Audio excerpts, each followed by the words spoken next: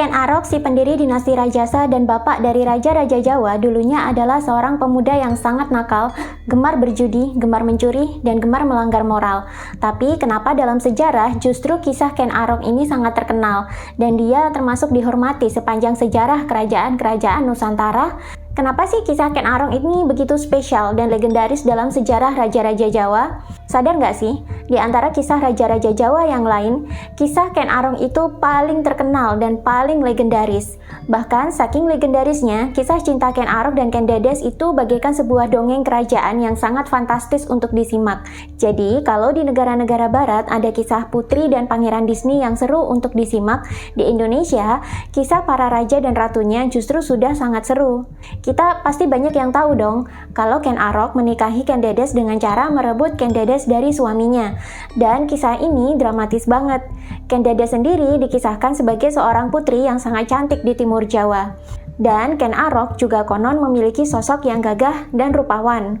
Kisah Ken Arok dengan Ken Dedes tidak hanya kisah cinta romantis belaka, tapi mereka berdua juga dalam sejarah dianggap sebagai cikal bakal yang melahirkan dinasti Raja-Raja Jawa yang membawa Nusantara menuju zaman keemasannya. Dalam buku Kakawin Negara Kertagama ini, ada sebuah uraian yang menarik. Jika dilihat dari pola sejarah, sepertinya Nusantara ini selalu meraih zaman keemasannya setiap 700 tahun sekali. Menurut buku ini, setidaknya Nusantara sudah pernah mengalami 3 kali zaman keemasan. Yang pertama adalah di abad 1 Masehi, di mana saat itu peradaban di Tanah Jawa masih permulaan. Beberapa penelitian sejarah menunjukkan bahwa di bawah laut Nusantara ternyata banyak ditemukan bangkai-bangkai kapal yang berusia produksi sekitar abad 1 Masehi. Dan kalau ditilik dari teknologi yang digunakan untuk membuat kapal itu, kapal-kapal yang berasal dari zaman tersebut tentunya sudah sangat canggih di masanya. Diduga sejak abad 1 Masehi inilah Nusantara sudah menjalin hubungan internasional dengan negeri-negeri lain di luar Nusantara yang menggunakan kapal-kapal besar. Zaman keemasan yang kedua terjadi di era Kerajaan Sriwijaya. Kerajaan ini berdiri di abad 7 Masehi dan mengalami puncak kejayaannya di abad 9 Masehi. Di saat Kerajaan Sriwijaya eksis, kerajaan ini mampu menguasai sebagian wilayah Jawa, seluruh wilayah Sumatera, Semenanjung Malaya, bahkan area kekuasaannya meluas hingga Thailand Selatan dan Kamboja. Di era ini pula lah Kerajaan Sriwijaya begitu termasyhur dari segi pendidikan dan peninggalan budayanya. Sehingga konon dulu banyak sekali orang-orang dari luar negeri berdatangan ke Kerajaan Sriwijaya untuk memperdalam beragam ilmu pengetahuan, terutama ilmu agama. Di masa pemerintahan Raja Balaputradewa, Kerajaan Sriwijaya juga menjadi pusat pembelajaran bagi agama Buddha aliran Mahayana. Dan Sriwijaya dulu terkenal banyak meluluskan sarjana-sarjana Buddha di zamannya. Banyak murid-murid dari luar negeri berdatangan hanya untuk mendalami ajaran Buddha Mahayana. Zaman keemasan yang ketiga terjadi pada era peradaban Kerajaan Majapahit. Kerajaan ini eksis pada abad 13-16 Masehi, dan kerajaan ini mencapai puncak kejayaannya di abad 14 Masehi ketika negeri ini dipimpin oleh Prabu Hayam Wuruk. Kala itu, wilayah kekuasaan Majapahit meliputi hampir seluruh wilayah di Nusantara. Bahkan kekuasaannya juga meluas hingga ke daerah Semenanjung Malaya, Singapura, dan sebagian Filipina.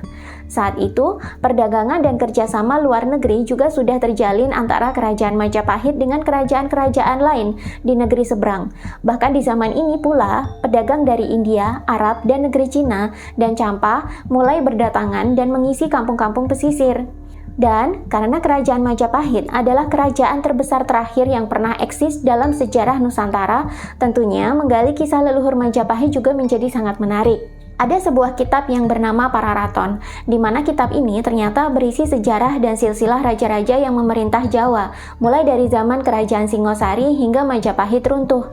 Dan dalam kisah raja-raja Jawa, sosok Ken Arok menjadi kontroversi.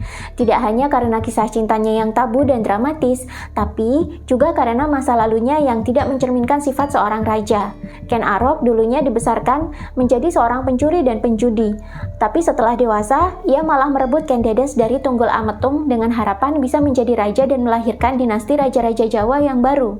Dan untuk mewujudkan ini, Ken Arok rela membunuh Tunggul Ametung. Tapi terlepas dari dosa Ken Arok yang begitu kontroversi, justru nama Ken Arok ini terkenal di mana-mana sepanjang sejarah sebagai orang yang menurunkan dinasti Rajasa, yakni dinasti raja-raja Jawa yang memimpin Kerajaan Singosari hingga Kerajaan Majapahit.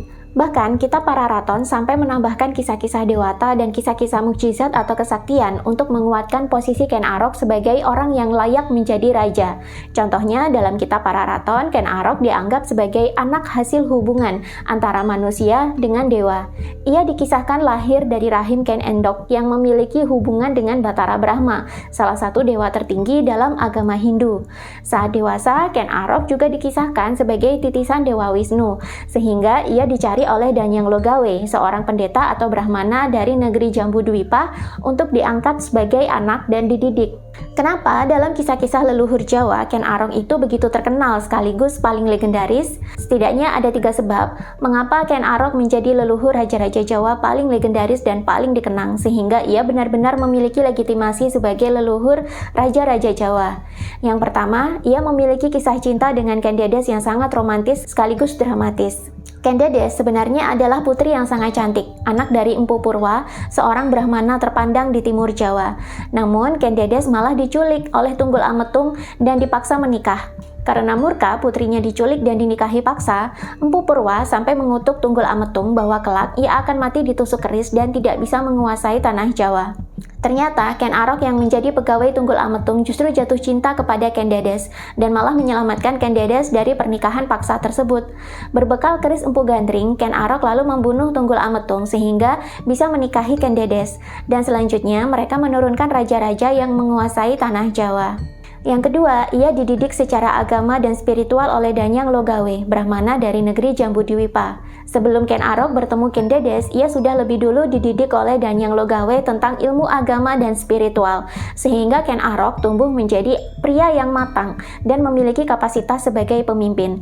Bahkan Danyang Logawe pun sudah meramalkan bahwa kelak Ken Arok dan keturunannya lah yang akan menguasai tanah Jawa, sebab ia begitu yakin bahwa Ken Arok adalah jelmaan Dewa Wisnu.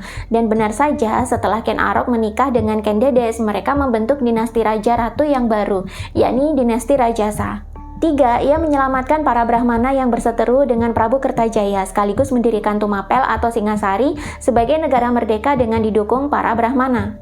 Dulunya, Tumapel adalah bagian dari wilayah kekuasaan Kerajaan Kediri.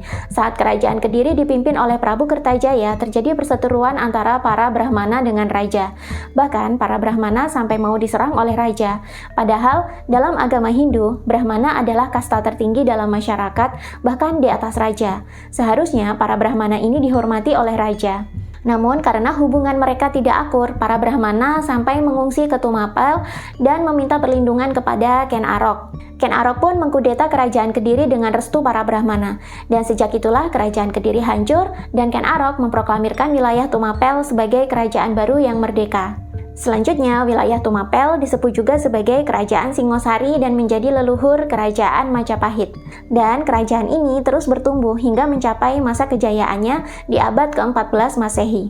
Dan Ken Arok tetap dikenang sebagai bapak dinasti Rajasa yang menurunkan raja-raja Jawa, walaupun dulunya dia adalah pemuda yang sangat nakal, gemar melanggar moral, gemar berjudi, dan gemar mencuri. Tapi pada akhirnya dia bertumbuh menjadi sosok pemimpin besar yang mampu membentuk kerajaan baru. Bahkan kerajaan yang dia dirikan malah melahirkan generasi raja-raja yang membawa Nusantara menuju kepada zaman keemasannya yang ketiga. Nah, 700 tahun setelah zaman keemasan ketiga, ini adalah abad 21 ini. Apakah di abad ini, maka Nusantara akan mengalami zaman keemasan lagi seperti yang diramalkan dalam kisah Sabdo Palo Nagih Janji dalam buku Sejarah Kelam Majapahit ini? Selengkapnya bisa kalian baca sendiri di buku-buku yang ada di dalam video ini. Buat kalian yang ingin mendapatkannya, kalian bisa klik playlist yang ada di bawah video di TikTok aku, lalu klik judul buku yang kalian inginkan, lalu check out bukunya di keranjang kuning yang ada di dalam video. Jangan lupa juga untuk follow akun TikTok aku di @lia_lestari29 dan ikuti jadwal live-nya di TikTok.